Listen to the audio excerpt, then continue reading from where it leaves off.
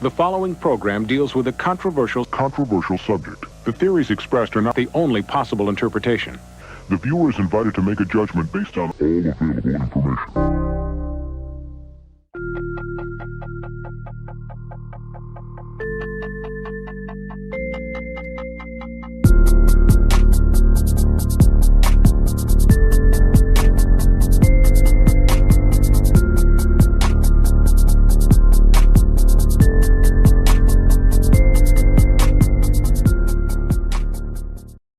What is going on, everybody? Welcome to another House of Stein Hot 10 show every Friday night right here on the House of Stein channel. We're getting ready, you guys. We're all talking about San Diego backstage. It's getting close to that time for San Diego, and whew, I could feel it coming. I could feel the I just realized I didn't mail out anyone's shirts. So I'm just gonna bring it to San Diego. Yeah, Be there. man. If we're all gonna be there. I brought Hood the wrong size. Like I was trying to scroll back through messages, and then it was so I did the process of elimination. Like I knew which one Brian's was, and then I got confused on messages from Sean, and I was like, okay, Big Clutch wants this size, and then Big Leg wants this size. I was like, so that means Hood has to have this size. And I brought it to him in Corpus, and he's like, dude, I don't wear the size shirt. I was like, damn it. I was like, I have to go back through. Tell him, dude. Fucking Aaron, like, handed to me. Here you go, Hood. It was fucking 6X, bro. No, it was a 4X shirt. It was a 4X shirt. And I go, bro, you think I'm that fat, dude? Come on. I wear fucking extra large, dude. What the fuck? Well, I'll take that 4X. So it's no longer a 2X. It's now an extra large? Well, hold on. What does that say? What? I can't Let me read look. that. Hold on here. You gonna try and lick your elbow, bro? Oh, you don't even know what size shirt you wear? Hold on. Bitch. Oh my gosh, somebody screenshot this. What does that say? Okay, hold on. It might say 2X. Made in China. It says 2X. I don't know. I say 2X on a lot of them because a lot of these new shirts fucking shrink, dude. It says 2X, dude. It does? Okay. Yeah. Okay. So I do have a 2X for you. All right. So now I just got to figure out which one's Sean's, Big Legs and Clutches. So I'll let them fight over which shirt's which. That would have been fucked up if it said 4X. Oh my gosh. Ariel 1004 is asking, are you all going to SDCC? Last year I only saw Brian running around during preview night. Yeah, it looks like most of us are going for the most part. I'm at least going for 2 or 3 days, but just like I told you before, like shit starts popping off in the Gulf, man. There's already activity right now. It's fucking freaking me out. So congrats to everybody that was out at Jesse James Comics store opening today in DeLand, Florida, for the Mark Spears signing, which was a hit from what I hear. There was a ton of people standing in line for the show, and matter of fact, let me see here. I think we got some pictures of it. Let's take a look here. Yeah, look at this. Here we go. That's Mark seeing. Did he move to Florida? Jesse did, yeah. Look at that. That's Mark seeing Dennis like showing up because Dennis flew out there. Oh wait, hold on. There you go. Thank you. Yeah. Look at Mark's face. and then look at Melissa. She's all like, "Who the fuck is that?" Yeah. Dennis Webby. with Webby. Yeah. There's Mark and Dennis and Melissa. Mark should have punched him in the stomach, bro. I was playing. And there's Jesse. So it was pretty good. This is Jesse James Comics. This is his store out there. Dennis with the O face. With the O face, man. Look at that, all over the place. So there was a bunch of people in the chat, in the line. Let's see if I can find any Let's see here. Jesse. What think part of Florida is this in? DeLand. It's just outside of Orlando. Oh, okay. I think I saw Taylor, right, from Countdown Comics. That was Yeah. weird because I Beachside thought was Dennis there, didn't I saw like. it I, too. I thought Dennis didn't like Mark. That was weird, man. Jesse didn't put up any pictures. I was thinking he might put up pictures, but he didn't put up any pictures. So, anyways, I think it might be on his. I think it might be on his Facebook. yeah, it's That's probably on his right. Facebook. Yeah, it's But yeah, super it's cool. on his MySpace. The chat's asking about Dennis's O face. Like, have you not seen a picture of Dennis on social media for the last, like, I don't know, 20 years? And on covers, he's even got the O face on covers. He's on that Venom cover that Greg Horn did. Oh yeah. Yeah. So the last 50 years, have you not seen a picture of Dennis before? So, all right, you guys, let's get into it. Starting off with our woe/blow books of the Hey, week. do you guys have a blow book? We do. Y- You're gonna we see do. it. Can I send you one? I was at Stevens, and this is like and I wasn't gonna show up because I was tired, but let me get this in at the last minute here. All right, this is the Woe book of the week. We actually talked about this on Wednesday night, going through new issues. And Hood actually even called this. He's like, dude, this is one of those rare. It looks like one of those rare short printed, low print run books that is going to be a hit. This is Teddy Scares, the variant by Amir Malio. So that's a great cover, Bro, man. If my teddy bear looks like that, I'm not sleeping. You throwing that thing in again. the fireplace? Yeah, I'm just gonna burn the house down. It's gone. Oh, did you have the Annabelle doll at your house too? I didn't even know you guys talked about this one. I was like, man, this one, because I saw it came out this week, and I was like, oh my gosh, this thing is crazy. Like, I want this book so bad now. I've got to find it. Yeah, I'm with you. I think this is a great book. Great on, cover. Brian, hold on. Well, Where we do I got send it to the chat or what? Well, we got send it to the chat. We got 2 blow books tonight, starting off with that blows. That blows. Gasp. What is this? Is this Gasp number 1 or something like that? I don't even know if it has a number. I think it's just no number. Just Gasp. Look at that shit. See, I think this is more of a woe book than a blow book, in my opinion. So, I kind of like this. So we know that Tony E collects smoking covers, right?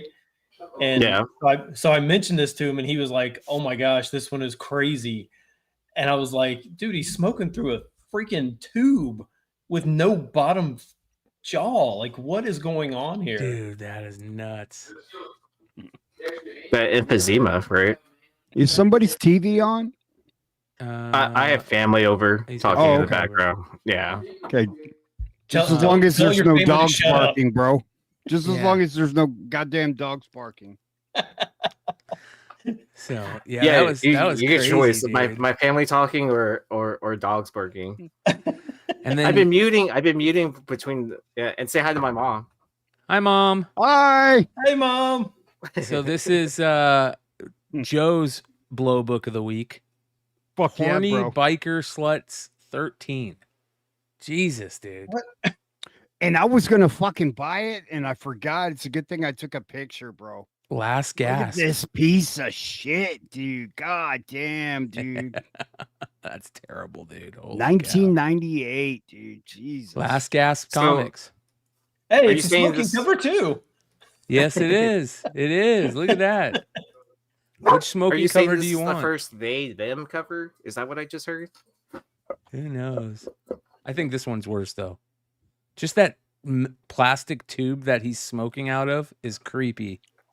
Who is that? Is that Delato? I don't know Baron- what that is. I heard this is the first Philip Morris poster.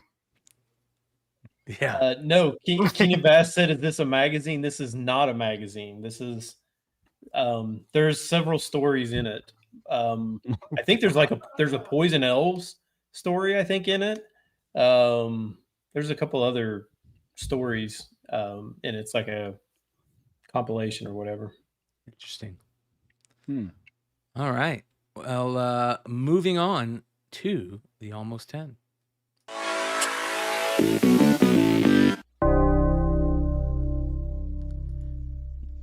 Starting off with a really cool book.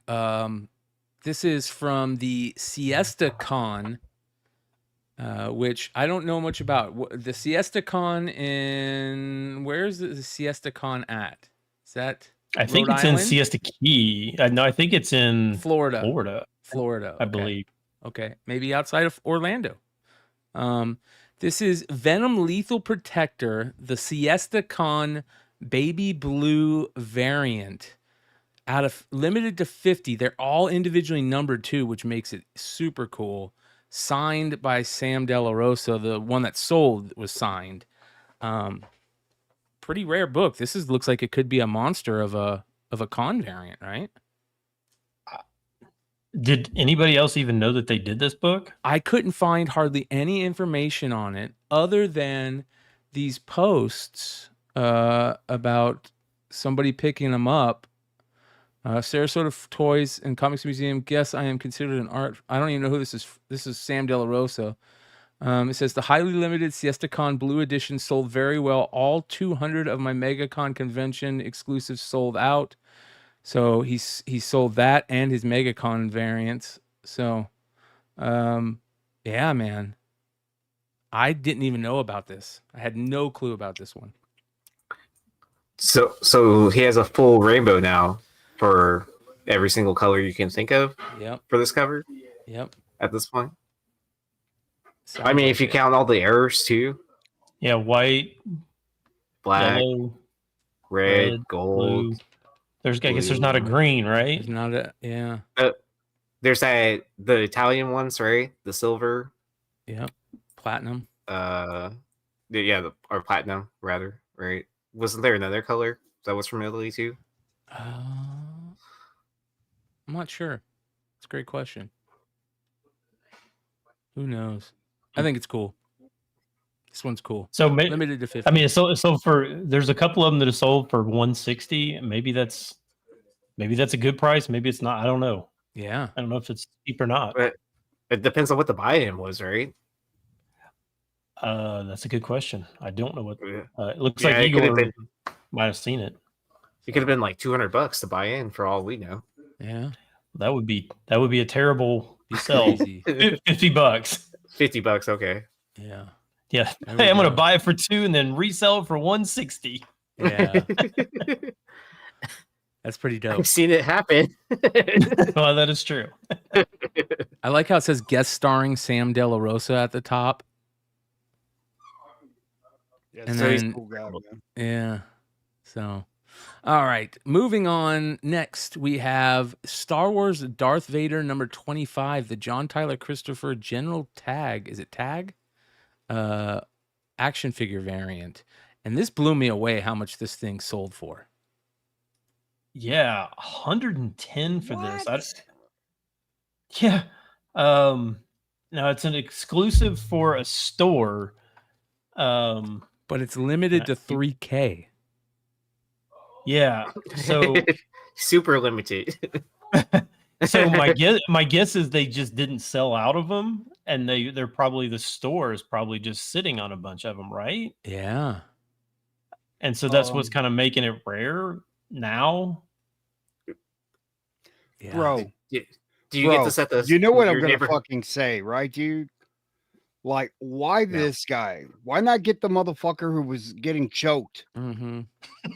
out? Why this I don't- guy?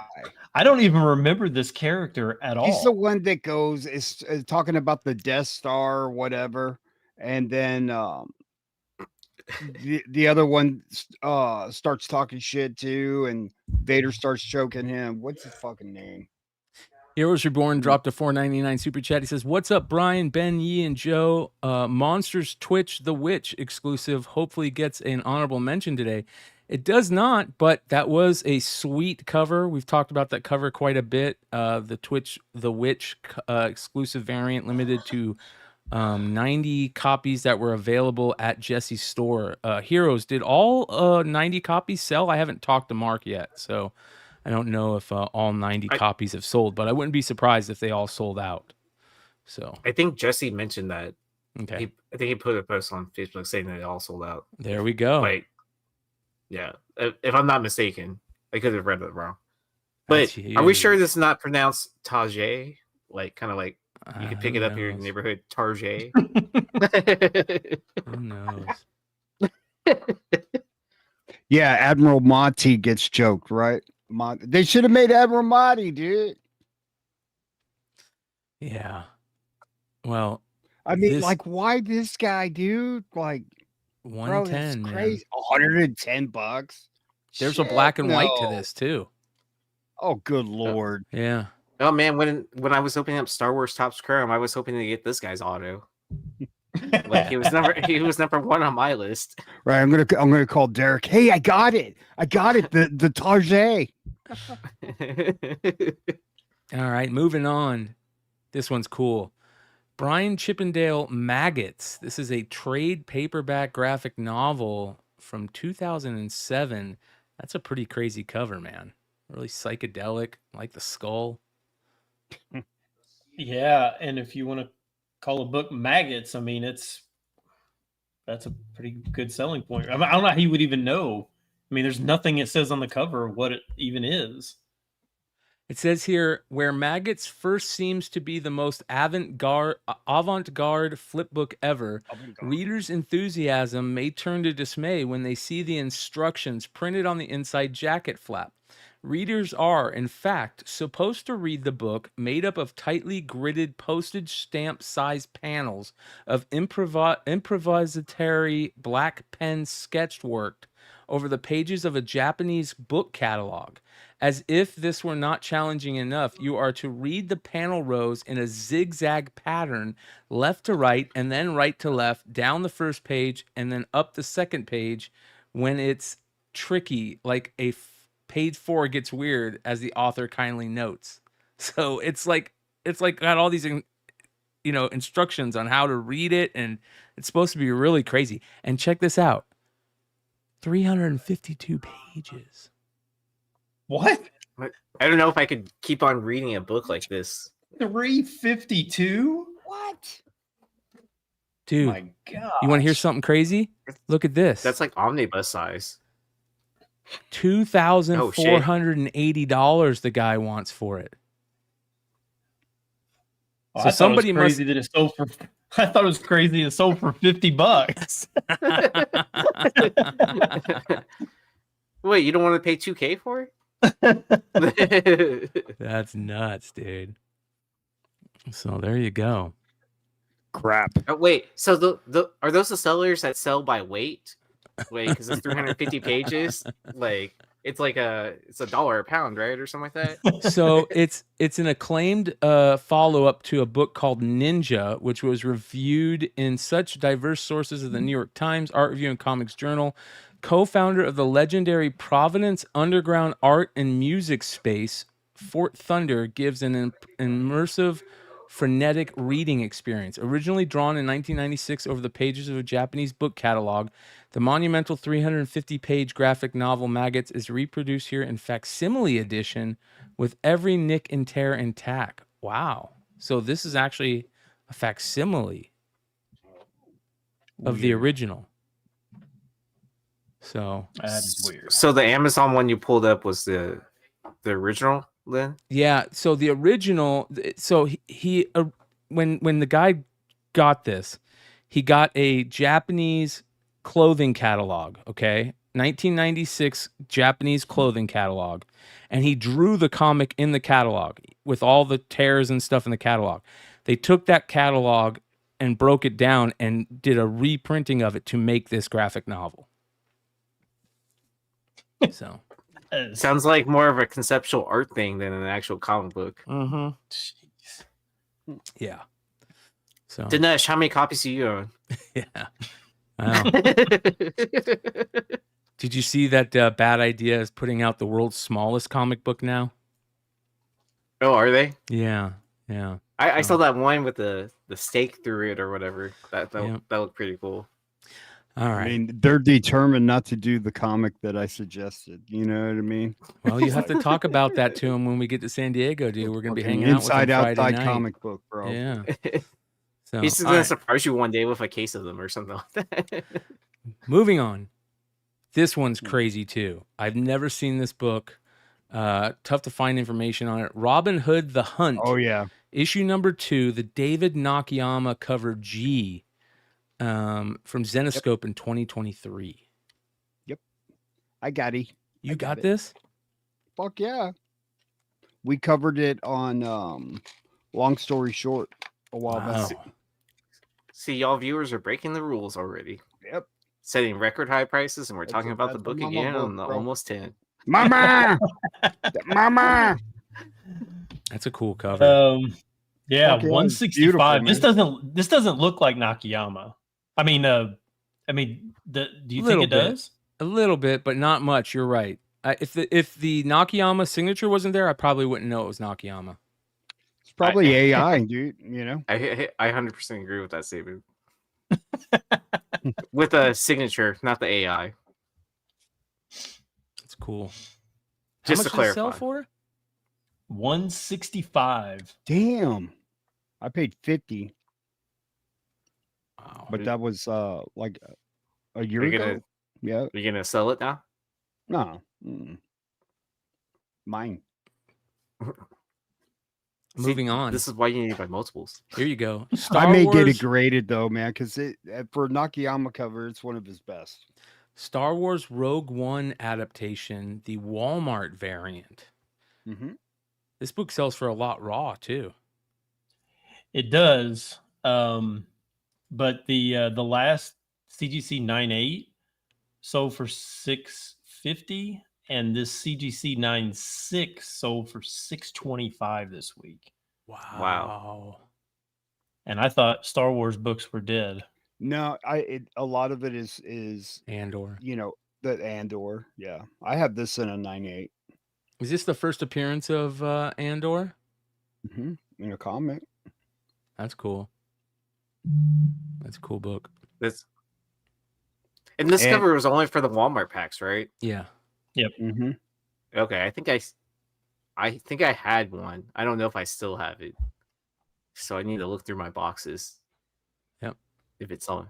Yeah. And Plant, no, that Walmart sticker is not on the book. It's It's not. They're shrink wrapped, and that sticker's on the shrink wrap. No, but you can get the special CGC label with the Walmart label on the CGC. on the label. Oh, on like Yeah. the italicized part in the middle. Yeah, Walmart. All right. Moving on. This one's crazy. I've never seen. John Carter, Warlord of Mars, issue number 1 from Dynamite in 2014. The Perillo variant. Ooh, 2014 Perillo. mama. And this was what's weird about this one. One, I don't really know it. Like, I couldn't find any information to say what the ratio on this was. But there is no other version of this. There's not like a blue. This is it. Yeah. So this one sold for 90, which was way higher than the last one sold of this one. But Wow. I don't know how hard this actual one is to get. There's not very many of them available. His first work was around the mid 90s. So even though this is, we think this is early Perillo, his first work was in, Yeah, he's got a lot of early in the shit. 90s. Yeah. So he's been doing stuff for a long time. So cool book. There's a lot of good covers for this issue too. There's a lot of really good covers. So Yeah, there was a Campbell, right? yep, Of this? Campbell. Yep, Jay Lee. There's a couple good ones. So 90 plus raw. That's crazy. All right, next, a classic with a big sale this week. This book was like one of those books that you would hear about every once in a while, and it was like this mythic book that nobody could ever find, you know. And the only people that would ever find him would like be the people. Was it Cleveland where they were finding this someplace? Well, Jeff Smith was from Columbus. Columbus. Okay. So like he did this when he was in college. It was self-published out of the Columbus, some type of college newspaper that he was doing.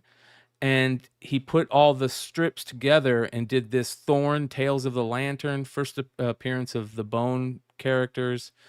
And this book is just such a grail. Ohio State, is that what it is? Doc Joe says. Okay, there we go.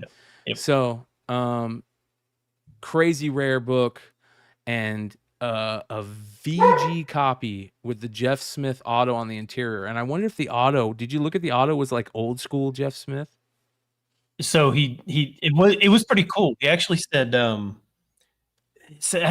something like congratulations Jock, or thank you Jock, or something like that. It was very strange. And then he did a little drawing of one of the Bone characters it was on the inside as well. Wow. I'll be honest. So I've never seen this book in person. Neither have I didn't realize this thing is thick, like yes, really thick. Mm-hmm. Is it hardcover too? No, it's not hardcover. It almost Self-published. looks like a pulp. Yep, is what it kind of looks like. But yeah, this one. So this was probably about 5 or 6 years ago that this thing like blew up, and there was like a CGC 9.8 of this, and it sold for like $12,000 or something like that. But this was a VG. This thing was not in great shape. Sold for $6,000 raw. This week it was, and it's been a while since one is sold. but it was made out to Jock, right? Yeah, a couple big. It was weird this week, right? So What? Like we're talking? Are we talking like Jock the artist? We think I don't. maybe. Who knows? I don't know. I mean, he might be hurting for money with how much he's been selling. So all right, moving on. NYX number 3. The first appearance of X-23. This one is special though. This one is signed by Daphne Keane, which is super cool. Look how great that freaking JSA label looks. It just looks so good. It looks so much better than the regular yellow label. 2 separate Daphne Keane signature series of this sold this week. Now this is about just in a regular 9.8, this is about $1,000 book, and these Daphne Keane sold for $2,000 and $3,500. Is her autograph really worth $2,500? How often do you run into her to get an autograph? I don't know. I thought it was really weird that they both sold this week. I didn't like zoom in to see when these were like, off, to get the codes off of them. If did she do a signing? But I can't. Man, that's a lot. That's a lot for an autograph of anybody. Yeah, and I don't know if I would get this book particularly signed by her, especially since there's so many X-23 covers. But, yeah. Okay. So I mean, So Michelle Pfeiffer.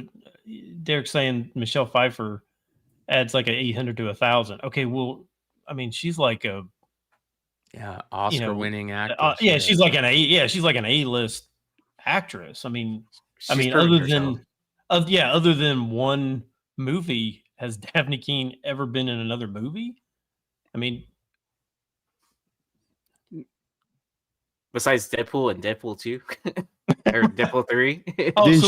She came out in Ahsoka, right? She came out in Ahsoka. Ahsoka. Alex is saying that she's going to be at Toronto Fan Expo for $100 for a signature. Yeah. I don't get it. I'm so confused. Well, and then at that point, you could get a witness signature. Does that add a premium to it too, versus JSA? I don't know. I don't, you know, when I guess when they saw it and they said like Daphne King, like I'm buying it, fuck it. You know what I mean? You get just in the moment, and they're not even. Twice? First, some could it be like a first to market situation too? Or That like you think Daphne bought them?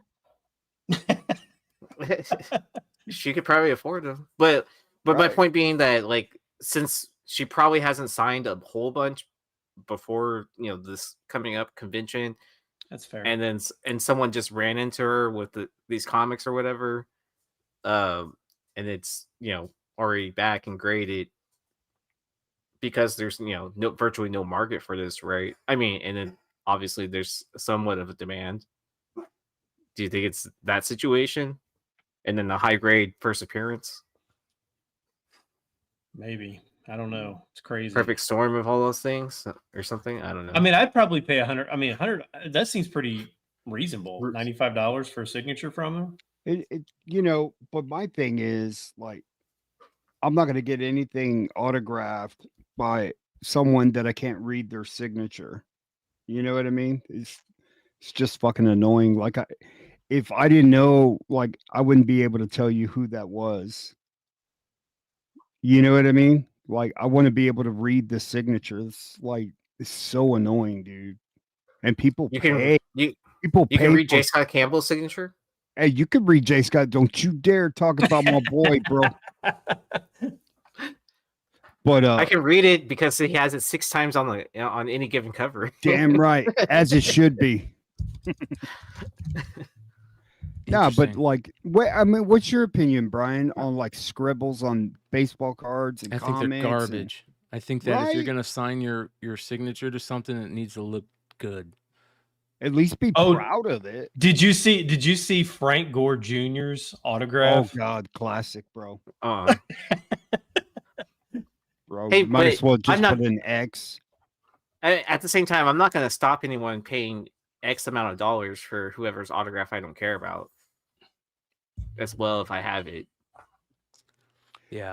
I would be a motherfucker. Like if I was waiting in line for somebody, I would tell them, "Hey, dude, no cursive. Can you just print it?" So like people like know who it is, because your signature is trash, bro. I don't. You know I what I don't mean? think you necessarily have to read it. I'll pay extra. I just think that because listen, my signature isn't a great signature, but like I haven't sat down and done a signature. There's a difference. There's a signature when you're signing documents, right? That's okay if you can't read that. But if you're signing stuff because people want your autograph, I think like, and this is something weird. We're all gonna have to deal with this coming up at San Diego because we're gonna be signing those Grommets books. And our signatures, maybe test out your signature and see how it looks on a book. And because you guys are going to be signing books in San Diego, man. I'll have Who an is? exclusive All signed of us. hologram that Oh. I will place on the book. Stein, you're Somebody's signing books. exclusive We're going to make hologram. you sign them, dude. We got a Beyond Wednesday's Sign crew what? variant, and you're going to sign it. Well, I'm glad I'm in the band because I already have a signature. There you go. I use 2 anarchy symbols for the A's, and then I'm gonna sign it and then and this last name. my signature's awful, and I'm gonna sign it, and then I'm just gonna put for Hood, just to piss him off. Smear it. Moving on. Hood. Smears. Smears autograph. Next, we have an old school classic, West Coast Avengers, issue number 7. First appearance of Jeff the Land Shark has an all-time high at a 9.8. This surprised me. This is an all-time high at this. All-time high. It's finally broke the $500 barrier and sold for $515 this week. Bro, that's a big book, man. Big. Yeah, we were just talking about Yeah. this book yesterday. Not because we had it up, but just how big of an impact Jeff is making on the Marvel universe. But would you consider this a modern key now at this point? With Yes. how the fan base of Jeff. Yes, no doubt about it. And okay, and I gotta say this too. I've been hanging out around Stein too long because I sold a raw copy for way too cheap. Oh, I've sold this book like 3 times for way too cheap. But the problem with this book is CGC and CBCS still do not notate it as a first appearance. and They that's a will problem. now. They're gonna have to start. They have to. I mean, that's a problem. Yeah, I mean, I agree. This is 6.5 years later. Yeah, Um, I'm with you on that. so I don't know who needs to verify it, but that is a problem, I think. Yeah, I agree. So, all right, next, the crescendo of the almost 10 this week, you guys. Detective Comics 880, the original art by Jock, has sold at the Heritage Auction. We saw this on the Heritage Auction when it first started. We all asked each other, how much do we think it was going to sell? And I remember I think I was the only one that said it was going to sell for over 200,000. Everybody was like, it's not going to sell for more than 200. And it almost got to 300. 288 is insane. Is that with the buyer's premium? Yeah, that is including the buyer's premium. 288,000. There was a on that same auction, there was a Frazetta from I don't remember which cover, but yeah, it was the Egyptian Queen. Yeah. No, there was another Frazetta. There was two Frazettas. The Egyptian Queen, I think, sold less than this. Wow. What did the Thanos Starlin cover sell for? Do you remember, like 50, 60? I do not remember. It was still going on. It was through the 26th, I think, through the 29th. So some of the stuff may still be going. But yeah, this basically I don't know if this is Mike, I can't check phone. Oh, I can check it, but you can see my screen keeps going black, so I can't check phone. It keeps blacking out on me. So I'll try to check it, brother. I apologize. I got to go get a new phone. Dropped it too much. But yeah, I mean, so there was a McFarlane Spider-Man that sold for just just slightly above this. But man, I can't think of another Jock cover that's ever sold anywhere close for this. $240K for the Thanos cover, says Sean from Steel Cartel, Hell Destroyer. Well, okay, is this Jock's most iconic cover? Mm-hmm. That what he would be known for? Like, yeah. I mean, when I think of Jock, I think of this cover. Yep. Yes, I think this is his most iconic cover, no doubt about it. Yeah. Yeah, but do you guys think this would have sold more if there was like a Batman movie coming out, something to get fans excited about Batman? I mean, and Batman's always going to be popular, but like with more hype of a movie or something like this, and then you put this up. I don't know, dude. 288,000 for this is quite a bit. I didn't expect this to sell for that much. I expected it to sell for 200, but not almost 300. But you're right. Man. If there's a Joker movie coming out, and this was something, this might sell for more. Well, so if they had put this up for auction during Joker 2, right? Do you think it wouldn't have done anything, right? No. I don't think it would have be a sold Batman for more. movie. Yeah. Yes. What did the McFarlane go for, Justin? Because the McFarlane, that was the first McFarlane cover that Heritage had sold in 10 years.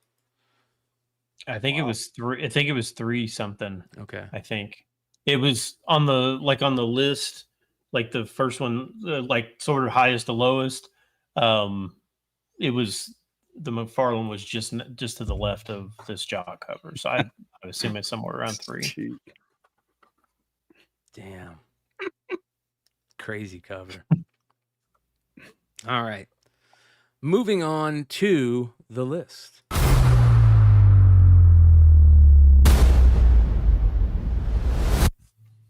Starting off with our Golden Age honorable mention, this is Impact #1 from EC 1955.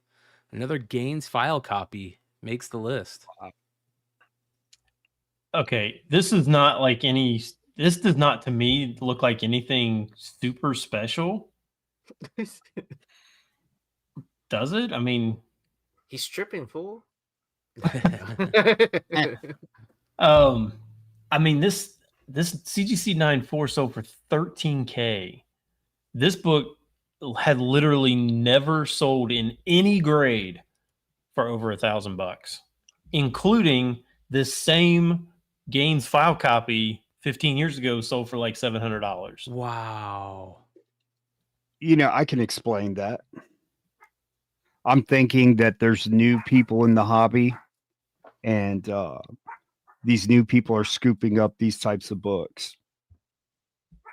That would be the only, like, it hadn't sold like in the last 10 years, and then all of a sudden some of these books move. That might be a thing where you've got somebody new in the hobby wanting to buy like high-end golden age. It's simple. It's issue number 1. I have to pay the most top dollar for it. Yeah.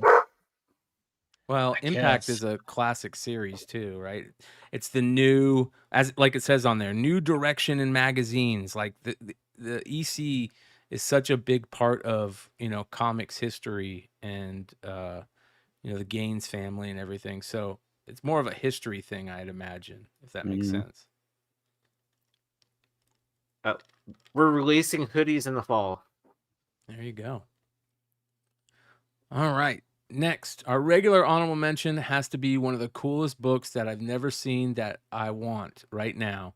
Spicy Tales, issue number 20 from Malibu/Eternity in 1990. This cover is fucking awesome. So the only Spicy Tales I know of is the Bruce Timm. And I can't remember which number that is, 12 or something like that.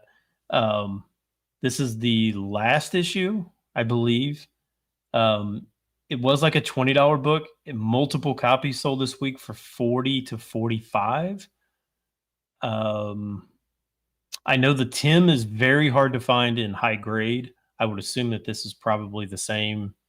Trying to find this in high grade is probably pretty difficult. What a cool cover. Love these old school books like this, man. Dollar books. These are dollar book nuggets, golden nuggets right here. You could find stuff like this in dollar bin all day, every day at good dollar bin stores. So, all right, let's get to the list. At number 10 spot this week, Biker Mice from Mars, issue number 1, the Simon Beasley Virgin 1 in 100, which came out this week from Oni Press, bringing back the Biker Mice from Mars crew, who a lot of you know, people that are hitting their 30s right now, and you know, mid 30s, this was a cartoon that they grew up on. I know MJ from James from MJ Comics talks about Biker Mice from Mars a lot. That was one of his big you know, nostalgia hits, and I could see, you know, them, a lot of these you know, selling to those nostalgia, for the nostalgia dopamine hits, right? Yeah, but is this, man? So there was a trade dress with the Bisley, Yep. and then this Virgin one. I think the trade dress is 1 in 50, I believe. Man, that's a lot. 125. Now, I would suspect that this is, unless Oni was running some kind of return program on this, you know, like IDW was doing with the Berserkers or whatever. I mean, how many places would actually order 100 copies of this? There was quite a few covers, so maybe that helped, you know, helped with a little bit, but I don't know. You're probably right, Stein. To thin out, like, Yeah. how much so you don't have like what, 90 cover A's or whatever. You can like kind of spread it out to all the different whatever opening orders. I remember this cartoon growing up, but I don't remember too much about it other than they were bikers that had antennas and flew around on motorcycles. Pretty funny.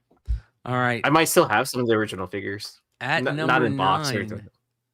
Sorry, I gave a quick look at number 8. At number 9, Rogue Sun, issue number 28, the X-Men 141 homage, a 1 in 25. Yee, this is right up your brother's alley, right? Your brother and I are like two of the people that I know that always buy these 141 homages. You know what's funny? He told me recently to stop buying him 141 homages. Like he doesn't even collect comics now, and then they've been coming out with so many. I'm like, here you go, here's another one, here's another. He's like, you can stop now. I was like, they keep on coming out with more. I was like, I'm not gonna stop, until they stop. So Yeah, I don't blame him. But this he's like, Rogue if you find Sun me the old series, ones. this Rogue Sun series has been doing a good job at doing some good homages. I'll give him that. I mean, they're homages that have been picked and done a lot, but they do good versions of them. They've been doing a lot of X-Men homages, though. That's what I've noticed. So. Yeah. But how much this one selling for, Stein? 35 on this one. I'll just wait for this to be on the dip again. Yeah, because it's a Rogue Sun book. Mm-hmm. You know, the other ones seem to be holding in that range. All those other 125s, yeah, they seem to be still holding right around that same price point. I just generally meant Rogue Sun overall, like because because I feel like we've had Rogue Sun books on the list before, and then it was a one and done. All right, next at number 8 this week, Superman: A Friendship Unleashed, the Milkbone giveaway. Finally got some CGC books on the secondary market, and they were selling in quite a big range. Yeah, so as of today, there are now 7 9/8s. I know we were talking when this came out that 9/8s would be pretty difficult. First to market got almost 600 out of the 9/8. The next one was close to 300. So I don't really know where this is going to fall in the long. What I did find interesting is CGC does not list this as, and maybe that's how they've got it listed on the inside cover, but it's not even listed as Superman. It's listed as milk, and it's not even listed as Milk Bone. It's Milk and Bone. Wow. Is that what it says on the inside cover? Milk and Bone? So let me read the indica for you. I know I mispronounced that. It says Milk and Bone Custom Comic 2025. Okay, where is Milk and Bone? Well, I thought that's what it is. There's Bone. a little N sign in the Milkbone logo. So man, we've been saying it wrong all these years. Is it really not Milk Bone? It's Milk and Bone? Yep. Well, if you look on here, it's just a heart. It doesn't have the ant symbol. Oh. That is so weird though, right? And the indica, it does have the it says Milk and Bone. Symbol. It says Milk and Bone. Man, Custom Comic 2025. So the CGC label is correct. It's correct. So Milk and Indicia says. What up, Vinny? Milk the Bone.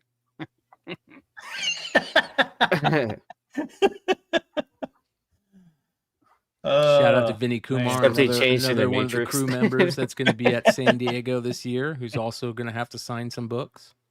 Anybody who's in San Diego this year that's part of the crew is going to be signing those Grommets books, so be ready. I'm going to bring probably 20 of them to have us all sign. So that means if you stop by our Airbnb or you're staying in our Airbnb, you have to sign books. You are signing books, yes. Everybody's signing books. We're going to have Hood, Yee, Stein, me, Leg, Clutch, Vinny, hopefully Nate. Richie might go up there. So whoever is part of the crew Beyond Wednesdays, if they're in San Diego, they're gonna sign the books, and I'm gonna offer some of them for sale specifically for Beyond Wednesdays viewers and stuff. So Alex has already asked for one, so he's gonna get one, and I'm gonna try and have 20 of them available. So make sure you guys are following us for our live sales in San Diego. I'll make sure to have a stamp for my dog's signature. Yeah, there you go. Hey, dude, they have a flying crypto, dude. I saw it on Instagram, and it's like it's not remote control. You just turn it on, the motherfucker flies. Dude. Oh, that's cool. So it's a drone? Yeah. Kinda. That's cool. All right, next at number 7 this week. This one's weird. Another one of those weird ones. Paula Perel, issue number 1 from Atlantis Studios in 2006. Somebody please help me. So I was just running through searches and I saw this CGC 9.8 sold for $330. And I'm like, first of all, I don't even know what this book is. And then there was a bunch of other raw sales, and now there are none available. This book is what, 20 years old? No, yeah, 20 years old. Yeah, it's 2006. Yeah. I don't understand. I'm confused. Wow. Somebody please help. That's interesting. Curse of the Golden Dragon. Well, we'll have to keep our eye and see if this is like some type of first or creator first, or I couldn't find much information on it. It's probably like some weird Netflix show that's that's being made or something like that. Yeah. Wow, man, that's weird. It's a weird book for sure. So yeah, I don't know. I know nothing about that one. All right. Next at number 6, it's back. The Gwenpool Ji-Hung Lee cover is back, I think for a third time, different printing. This is the second print version, 1 in 25, Gwenpool number 1, Ji-Hung Lee. And by the way, you guys, if you read issue number 2 of the new Gwenpool series, you're probably pretty pissed off like I am, because they killed Gwenpool at the end of the issue. Spoiler. They killed the old school Gwenpool at the end of the issue. She better fucking come back. That's all I gotta say. It's one of the coolest characters in Marvel, and that was my whole thing. Like, don't kill her off. That'd be stupid. But we'll see what happens. I'm gonna continue to check it out. But here's the second print, 1 in 25. Way too oversaturate a good cover. Marvel and DC are doing that lately. It's funny because Dynamite's gonna stop oversaturating the variant the market, and now Marvel and DC are gonna start. Hey, so the Adventures of Paula Perel, it's on Amazon Prime. It's an hour and 22 minutes, and it came out in 2022. Wow. What? Yeah. So maybe they're making a sequel. That might be it. What? Oh yeah. Okay. Does this look like a printing plate to anyone else? Yes. Like when you. This is the magenta printing plate. Mm-hmm. Yeah, it's like it's firm cover. It's like cool. I pulled a 1 of 1. Oh, it's a printing plate.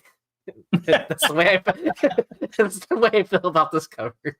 The Gwen sperm. I'm so tired of them ruining good covers.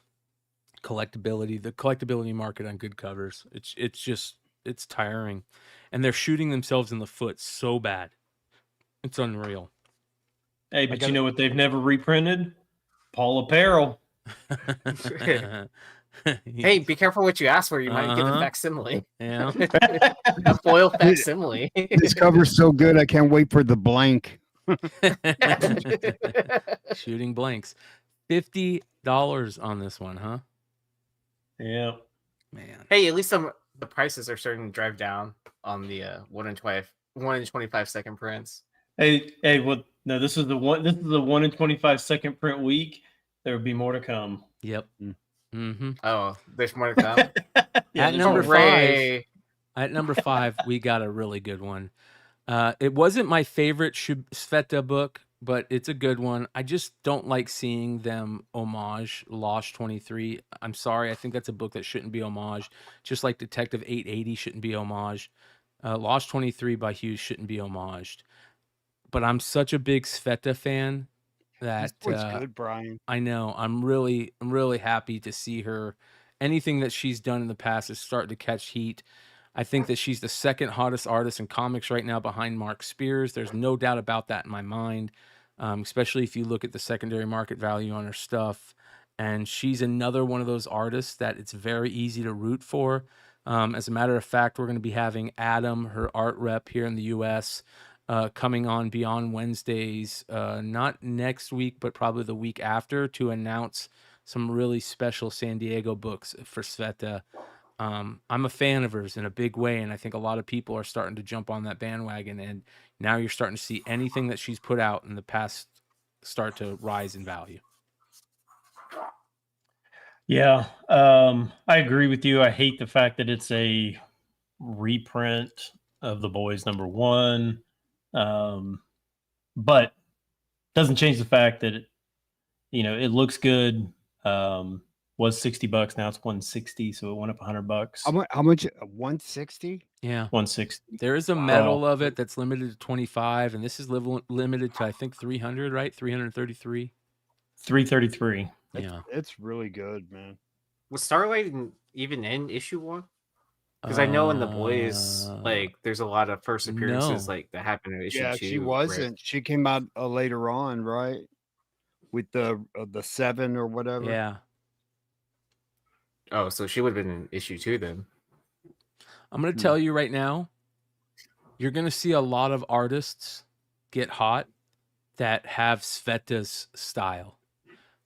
I'm telling you right now, it's going to be a style that we're going to see a lot of people start. I'm not saying that those artists are copying a style, but because Sveta's style is kind of like a mishmash of like that Bruce Timm pinup with some other artists, you're going to start seeing a lot of other people look for artists like that. And, there's going to be a lot of art that we're going to go, man, that looks a lot like Sveta. So she's that good. But all right. Moving on to number 4, the Ghost Fleet issue #1 from Dark Horse from 2014. This is option news. I've got like 25 copies of this. Donny Cates. I bought it in a fucking lot. Selling for a grip right now. I mean, 25. It's up to $25. This was like cover price or less. Yep. I think I should just do a giveaway. I blame Post Malone and his big rig. Here's the thing about Donny Cates. I think it's pretty obvious that he is not in a good place right now. I've seen people be like, oh, he's fine and he's got something coming out and I talked to him this week and this and that.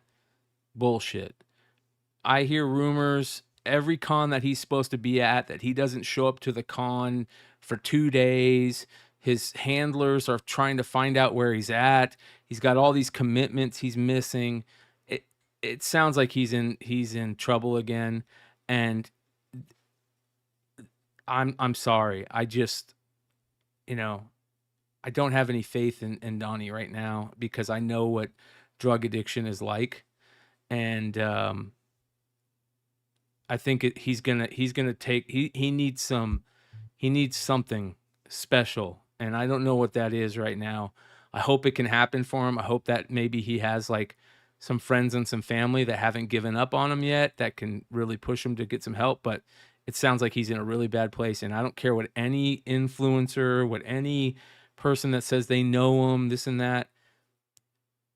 Every con he is supposed to be at, I hear stories about, we haven't seen him for 2 days. He's sleeping under his table.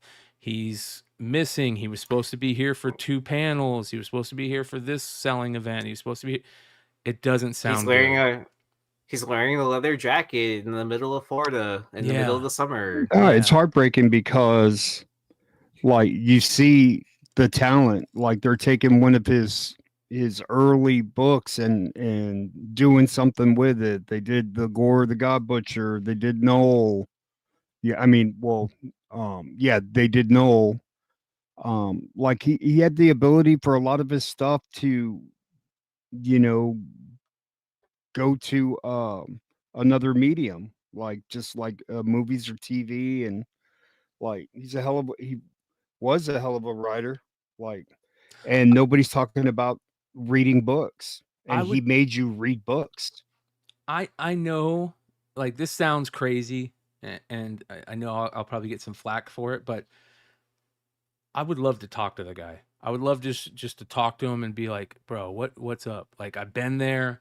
I know what you're going through. I've been through it. You know, I've been through it. I've beaten it, and I haven't beaten it yet because I'm still an addict, but I've been sober for almost 20 years now. Took me 10 years to get to that point. I've relapsed as many times as he has, probably, if not more. I would love to just sit down and talk to the guy and see if there's anything. But the bottom line is this, and somebody said it in the chat. The bottom line is, until Donnie's ready to stop, until Donnie's ready to figure it out, nobody can tell him any different. And that's the hardest part with addiction to opiates and heroin, is that, and literally any drug, alcohol, but especially opiates and heroin and whatever he's on, or what we think he could be on. It's hard. And I hope that he's got some good friends and family that still care about him. It's still worth fighting for him, because, man, not only is his talent there, but none of us want to see him lose the fight. We want to see him write more comics. We want to see him change comics. Like we've said this before many times, he's the guy that can make comics better. He's one of them.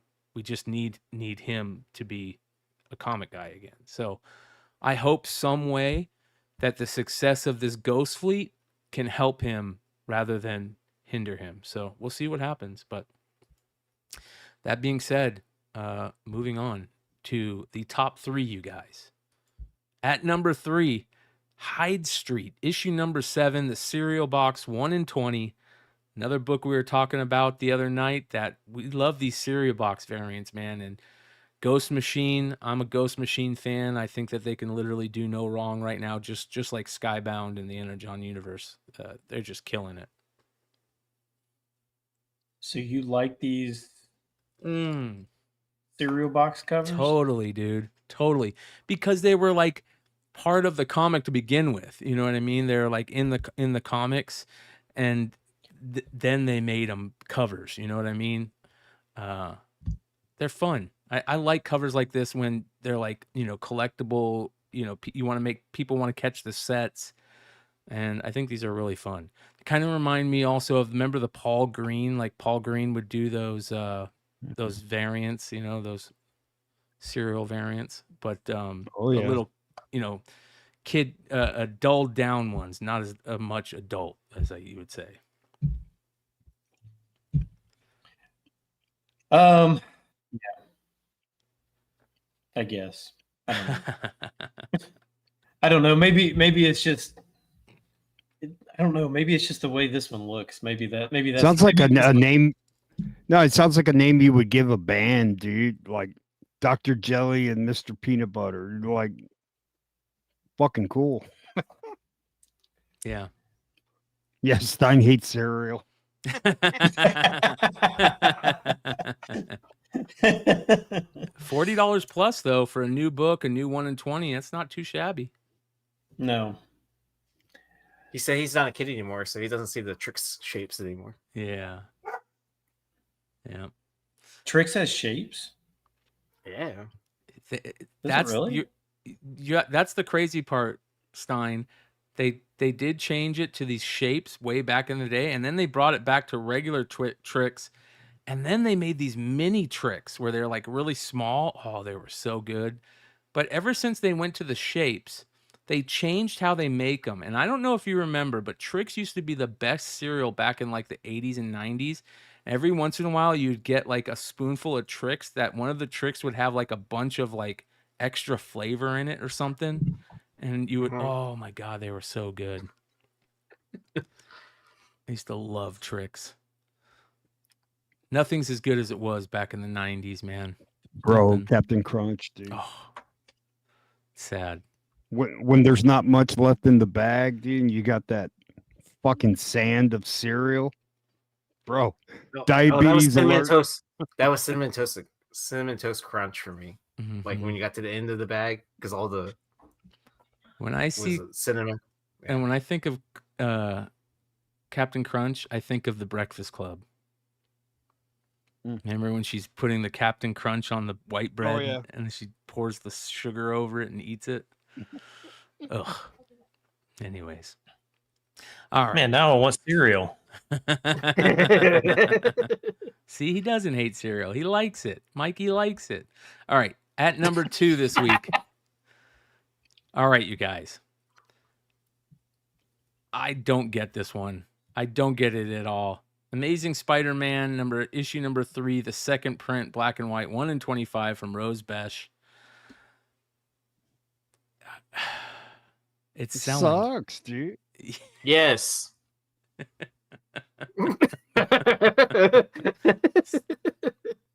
Bro, It's Stein. it's shit, dude. Mm. It's a Okay, hard pass what- for me, guys. What does the color version of this look like? Probably like a Rose Besh cover. Yes.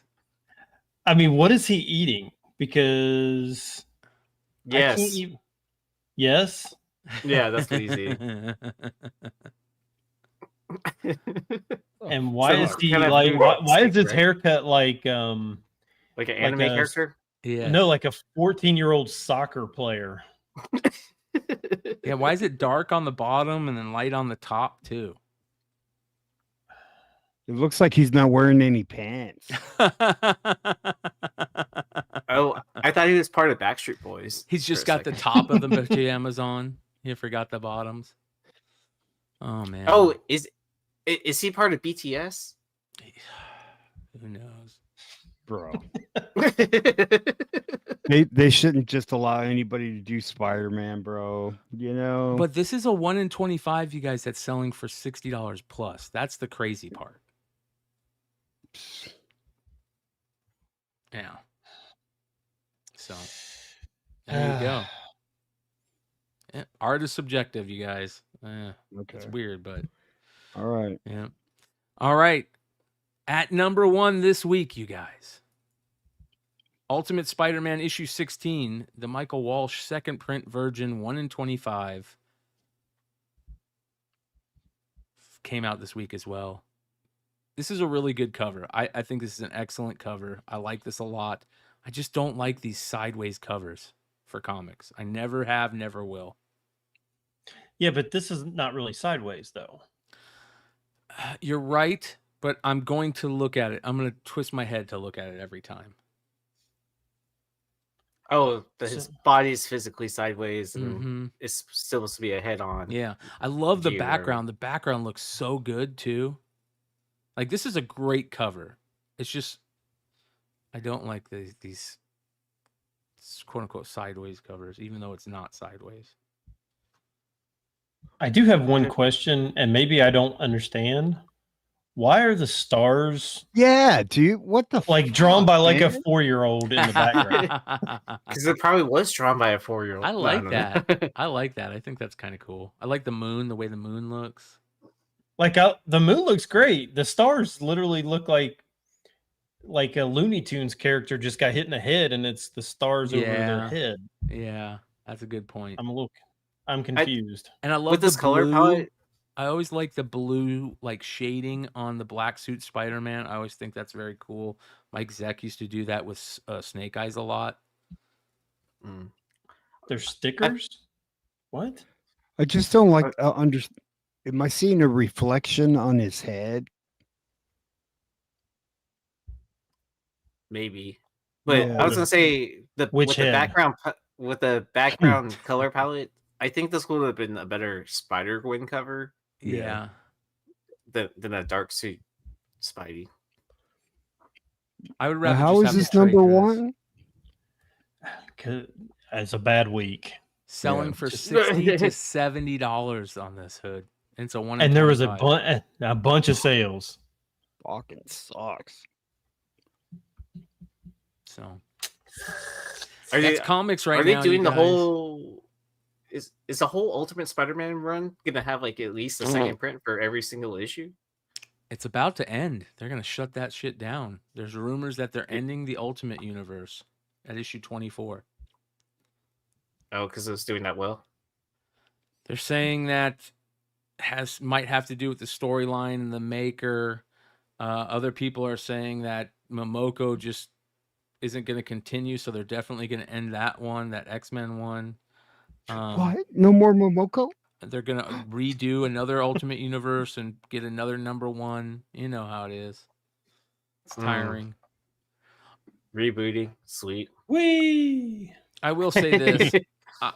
I think that comics are in a weird place right now. I think that Marvel and DC, other than the Absolute and the Ultimate stuff, have hit kind of like a wall. But man, Image has been killing it.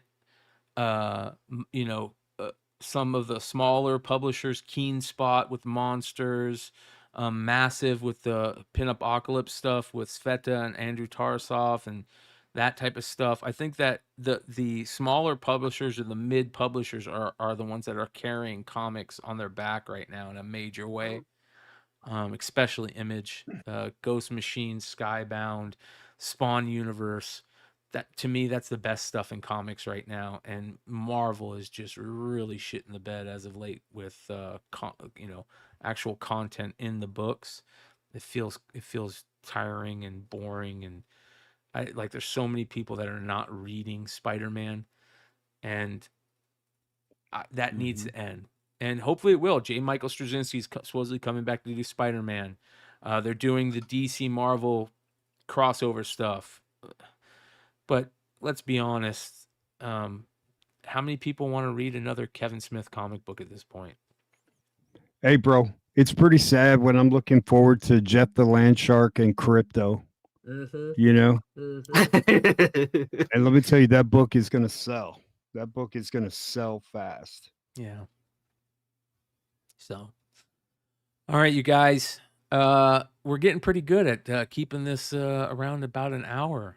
We're getting really good at that, you guys. You know that? Oh yeah, I agree. Chip Zdarsky doing Cap. It's going to be good.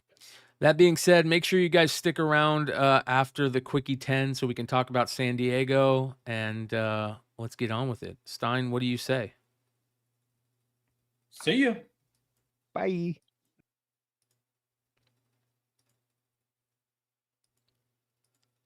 All right, starting off with our Golden Age honorable mention, Impact #1, a CGC 9.4 Gaines file copy sold for $13,000. This book has never sold for over $1,000 in any grade. It's on the list. Our regular honorable mention, Spicy Tales, issue #20, a classic dollar bin book, if I've ever seen one. Excuse me. Issue #20 selling raw for $40 to $45 with multiple sales. Very cool series cover-wise. Has a classic Bruce Timm cover for issue #11. At #10 this week, Biker Mice from Mars, issue #1, the Simon Beasley 1 in 100 Virgin variant came out this week from Oni Press, selling for $125 on the secondary market. At #9, Rogue Sun, another book out this week from Image. This one, an X-Men 141 homage, a 1 in 25 ratio variant, selling for $35 plus raw. At #8, the Superman Crypto, a Friendship Unleashed issue from the Milkbone giveaway, is starting to see some books return from grading, and CGC 9.8s are selling anywhere from $290 to $590, with 7 9.8s on the census as of right now. At #7, this one's a weird one. Paula Peril, issue #1 from Atlantis Studios in 2006, had some multiple sales, a CGC 9.8 sale for $330 and multiple raw sales at $35 or a little bit more on this one. This is a weird one. If you guys know anything about this other than the Netflix series, is there a new series coming out? Let us know. At #6, Gwenpool, issue #1, the second print Virgin 1 in 25, the third iteration of this cover from Ji-Hung Lee, came out this week, seeing raw sales of $50 plus. A little bit of a bummer at this week's issue #2 ending. We'll see how this series plays out. At #5, the second hottest artist in comic books as of right now, in my opinion, Sveta Shubina, is killing it on the secondary market. Any of her books from the past are starting to sell for a lot of money. This book was selling for about $60 at most. Now, add $100 onto that, $160 plus, limited to 333 copies. There are metal variants of this, limited to 25. Shout out to Sveta Shabina, killing the game. At number 4, The Ghost Fleet, issue number 1 from Dark Horse in 2014. This is an old school Donny Cates series with Daniel Warren Johnson art. And man, we're all rooting for you, Donnie. Hopefully you can put something together and get back into comics and figure this out. This book is now selling for $25 plus, was cover price or less. At number 3, Hyde Street, issue number 7, the cereal box 1 in 20. Love these cereal box variants. They're starting to see some decent sales. This one just came out, $40 plus on the secondary market. At number 2, Amazing Spider-Man issue number 3, the Rose Besh second print black and white 1 in 25. $60 plus on the secondary market for a book that just came out this week as well. At number 1, Ultimate Spider-Man issue number 16, the Michael Walsh second print version, 1 in 25, selling for $60 to $70 on the secondary market with a ton of sales. Another new book out this week. This has been the House of Stein Hot 10 for the week of June 27th, 2025. We'll see you next week. Adios.